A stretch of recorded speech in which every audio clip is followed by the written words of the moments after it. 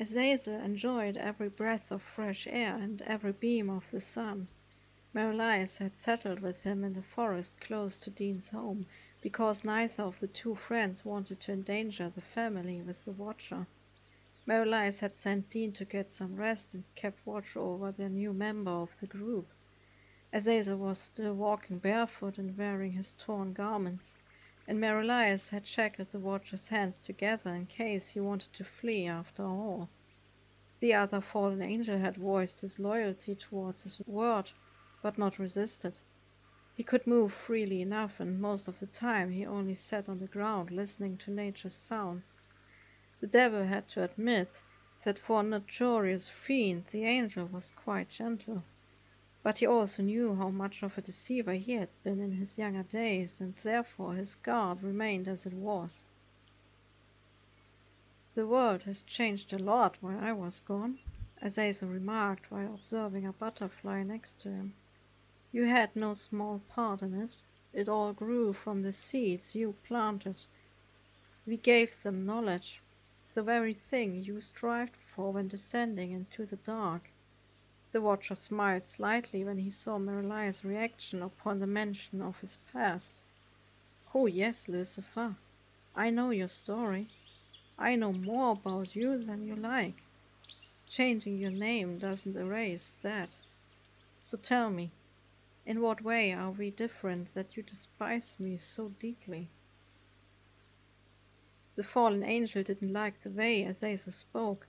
There was no wickedness in his tone and bearing, no guilt, nothing that might suggest any deeper objective behind his words. Yet he knew his prisoner was clever. He probably kept his voice sincere to trick them. "I didn't create abominations like you did." Something strange happened in the deep blue eyes when Merlice confronted the other angel with the Nephilim. A flicker of sadness, perhaps even fury, but it was gone too quickly to be sure. The rustle of leaves and grass interrupted the two. Merlice believed it to be Dean and felt the load already fall off his mind. He didn't want to talk to the Watcher, and he didn't want to hear him talk either. To the devil's dismay, it wasn't the Englishman, but his daughters. Of all the situations that could have unfolded themselves, this was the one Merlice was least fond of, for he was sure Azazel was not the right contact for anyone, especially not children. Emily and Kathleen, however, already blundered through the green surrounding the two entities. "Uncle Merlice!" Emily called at once, full of joy. The two girls didn't notice the other angel until he spoke. "You have children." Again his voice sounded strangely open. "Don't be ridiculous," Merlice snapped back. "I am not like you." "Is that another friend of yours?" Kathleen asked, mustering the angel who still sat on the ground and looked back. "Far from it," Merlice answered, trying to sound gentle, although it didn't work. "What are you doing here? Aren't you supposed to be with your mother?" Merlice added in a tone less irritated than before. "We found a goblin," Emily replied, holding up the small green furred creature. The black eyes looked pleadingly at Merlice as it babbled something in its own language. "Goblins mean trouble. You shouldn't carry one around." "But he is cute and soft," Emily countered, cuddling with the little creature that still wasn't quite sure if it was safe.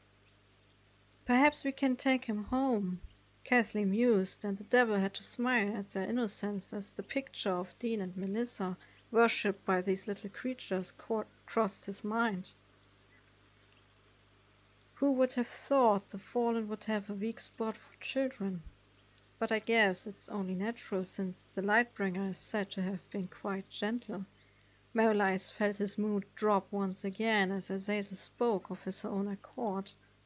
Kathleen, seeing the shackles and the torn clothes, spoke before Merlice could. "Are you a prisoner?" she asked, curiosity mixed with suspicion in her tone. "I think you could say that," Azazel answered truthfully, wearing the smile of a defeated man. "What did you do?" Emily, now drawn by curiosity as well, spoke. I loved a woman. You can be imprisoned for loving a woman? Both girls uttered with wide eyes. In some places you can. Marilyes believed to hear longing in the angel's voice, but discarded it. You didn't love a woman. You and your followers. Marilyes didn't get to finish the sentence. Azazel had stood up in one motion, his chains clinking as if to put emphasis on the anger in the blue eyes. How do you know?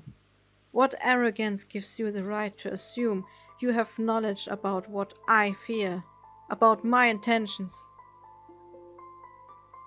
You are a deceiver, mate. Marilyes walked closer until they stood face to face. You came down and brought doom and destruction upon the world because of what? You wanted to copy my urge to defy God? Because you wanted to have some fun with humanity, or simply because you were bored? Because I made a mistake. Just like you, I followed my soul. I saw Samyasa in his cell.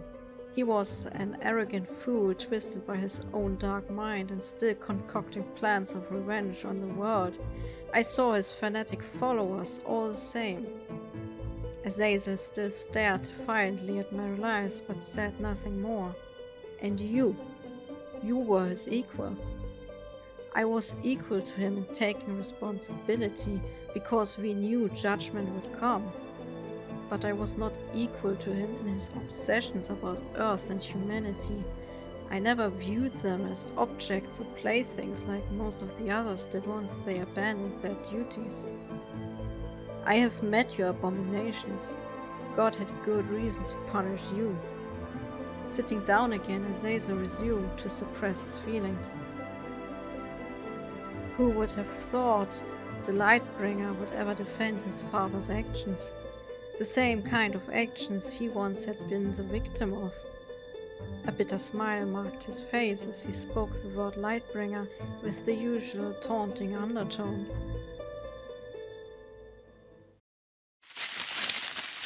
Another couple of rustling footsteps announced Dean's presence. There you are. He addressed his daughters, who had followed the heated conversation with a certain amount of fear in their eyes. Luckily, the shock was quickly forgotten upon seeing their father. Look, Daddy, we found a goblin. Again the creature was held high into the air, its small arms mimicking the gesture. Taking a bag from his inside pocket, the occultist gave the goblin a biscuit. He always carried a bag of biscuits made with special ingredients to appease the potentially angered creatures. The little soul sniffed at first, but proceeded with eating once it had identified the treat. Can we keep him? You probably have to find out if he wants to be kept first. Dean smiled and ruffled Emily's hair. I think it's best if you ask your mother. She's better with goblins than I am. Giggling, the two girls disappeared amongst the bushes. I'm sorry, Marilyes. As soon as I noticed they were gone, I came. You came just in time, Dean. I will need you for that. For what? The man asked reluctantly when Marilyes went to Azazel to drag the watcher to his feet. You need to carve a tracer into him in case he flies off. I can't do that, Marilyes. Dean tried to argue. Whatever has gotten into you, it isn't healthy. You treat him worse than a criminal. But his friend's statement only upset Marilyes even more. Do you trust that miscreant? Because I don't. We knew the danger when we made that deal, Marilyes. We didn't trust Nate either, in case you had forgotten. Don't you dare comparing that bastard to Nathaniel. He isn't even human. Nathaniel was dangerous, but only to humans, and in human ways. The Watchers unleashed hell on earth with their demonic offspring. Dean obviously couldn't understand his friend's stubbornness. Why are you so hard on him? It's fine. Azazel interrupted them in a soft tone, letting the jacket slide from his shoulder enough to bear the upper bag. He waited patiently. It can't be worse than being constantly burned. Not saying another word, Merryleis handed the man a dagger from hell. He supposed it would be sufficient. He did, after all, bleed as well when cut by ordinary steel. He just didn't die, and the Watchers had fallen far deeper than he had. Dean ripped the weapon from out of his hand with the fitting glare. Merryleis knew his friend didn't understand, but they couldn't risk to lose the Watcher. It didn't amuse him to inflict pain. It was merely necessary for the safety of humanity. Perhaps it had been a mistake to release Azazel, even if it was temporary. But the devil had been desperate. Even now he could feel time running out. "I'm sorry. This will hurt, I'm sure," Dean said as he approached Azazel. The Watcher flinched at the touch of Dean's fingers alone, but pulled himself swiftly together. "What exactly makes the Watchers different from other angels?" Dean asked casually, probably to distract the angel from the pain. Merryleis felt exhausted from the earlier quarrel and just sat down for a smoke. "The Watchers were not created like ordinary angels, you must know." Azazel started in a voice that soon grew distant with memories.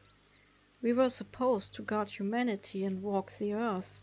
Therefore he made us more powerful than the common angel, different in essence and foundation. He created you for that single purpose." "Yes." Azazel gazed at Dean over his shoulder, the eyes concealing the emotions behind them, seeing something long gone. From the mists of heaven he breathed life into our formless bodies. A gasp interrupted the tale when Dean muttered something, and the seal burned itself deep into the angel's skin. He had studied his uncle's nose for months to understand how a seal like the one he had shattered was to be woven. Merryleis had told him to write a book with all the ideas, concepts, and spells he had explored and sometimes even created. Getting the hint, Azazel pulled his clothing back up, with every motion being accompanied by the chains clinking. "In the end," he continued his story, "he became afraid of what we might be able to do, of what we might become. We had disobeyed him after all.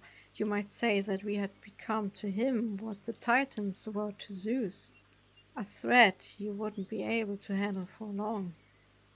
When Azazel had finished, Merryleis could suppress the urge to add a few things. "Interesting. And how do your murdering children fit into all this when you are innocent?" "I never laid such a claim," the Watcher uttered with the usual open bearing. "Which means you agree that you are, in fact, the culprit. And yet the punishment was unjust. To kill a son in front of his father. You could hardly call such a beast son." Merryleis spoke with disgust, whereupon Dean shot him an angry glance. To his surprise, Azazel countered not with anger this time. Giving him the characteristic defeated smile, he bowed his head. "How many Nephilim are there in hell, Lucifer?" Azazel asked, the blue eyes still sincere. "I think 167, perhaps 172, I don't keep track. We were 200 Watchers, myself included.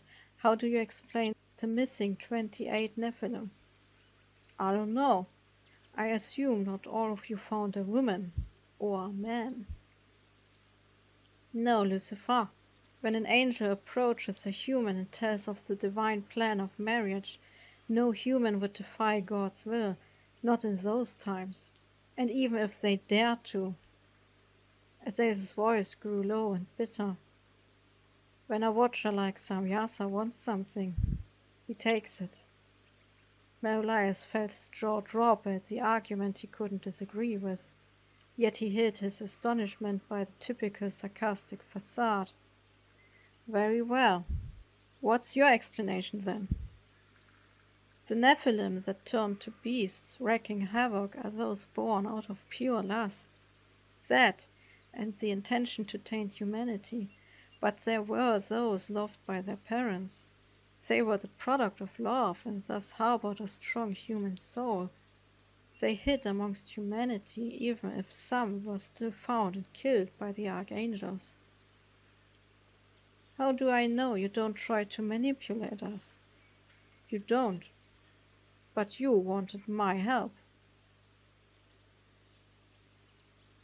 Angels are being taken and bled dry, Dean replied to the unasked question. We know it's a cult, but we don't know how to defeat them, or even find them. They know magic far above what humans should be capable of, Merlice added, glancing back at the Watcher. If I'm not wrong, then you are master of the craft. I was in my prime, but prison turns the sharpest blade to rust. Azazel fell silent when his eyes followed two birds chasing each other through the trees. There it was again, that longing gaze he had displayed when Dean's daughters had appeared. There are many beings worth worshipping, and I don't have all the answers.